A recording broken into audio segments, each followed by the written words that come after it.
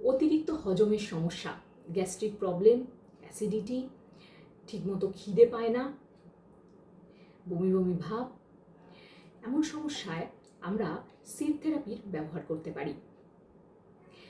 এখানে আমরা মেথি seed apply করব। প্রথমে আমি বাঁ হাতের লিটল ফিঙ্গার বা কুড়ে আঙুল নিয়ে নিলাম। লিটল ফিঙ্গারের ঠিক উপরের পোর্শন যেটা আমরা দেখছি সেটাকে হাফ করে নিলাম। এবার আমার কাছে একটা ডায়াগনস্টিক প্রোব আছে, আপনার কাছে পেন্সিল থাকলে ধীরে ধীরে একটু স্টিমুলেশন দেবেন। তারপর আমরা গ্রিন কালার অ্যাপ্লাই করব, কারণ গ্রিন কালার হারমোনাইজ করতে সাহায্য করবে। এই যে এরিয়াটা দেখছেন, এখানে আমরা গ্রিন কালার করে দিলাম।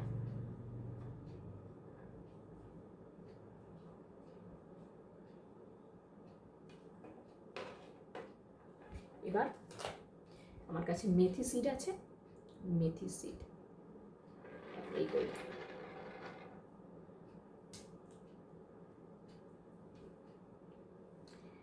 আমি সিড অ্যাপ্লাই করলাম এবং এটি 6 ঘন্টা মিনিমাম রাখা যায়, ম্যাক্সিমাম আপনি 24 ঘন্টা রাখতে পারেন।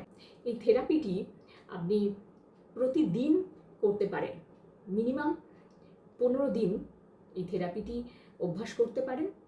তারপর ধীরে ধীরে আপনার এই ধরনের সমস্যা থেকে আপনি মুক্ত হবেন। সেই সঙ্গে আপনি মুদ্রা থেরাপি অভ্যাস করতে পারেন। এখানে আপনি অপান মুদ্রা অভ্যাস করতে পারেন। মুদ্রা দিনে যে কোনো সময়ে আমরা অভ্যাস করতে পারি, কিন্তু খাওয়ার পর আমরা যোগাসনে যেমন বসতে পারি না, তেমন মুদ্রা থেরাপিও করা যায় না। কিন্তু অপান মুদ্রা খাওয়ার পর অভ্যাস করা যায়। তাই বজ্রাসনে বসে আমরা অপান মুদ্রা অভ্যাস করতে পারি।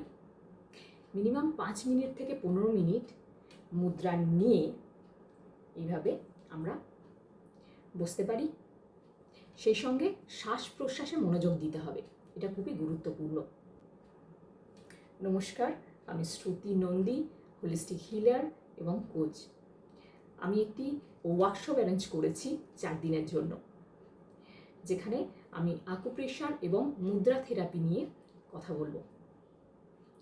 12টি কমন ডিজিজের উপর আকুপ্রেশার, সিড থেরাপি, মুদ্রা থেরাপি কি হবে সেটা নিয়েই এই ওয়ার্কশপে আমরা আলোচনা করব। সেই সঙ্গে যারা সিড থেরাপি সম্বন্ধে জানতে চান, শিখতে চান এবং মুদ্রা থেরাপি সম্বন্ধে জানতে চান, তারাও যোগাযোগ করতে পারেন।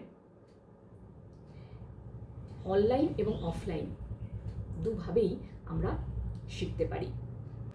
তাহলে দেখা হচ্ছে জুম মিটিংয়ে, সবাই তৈরি থাকুন। ধন্যবাদ।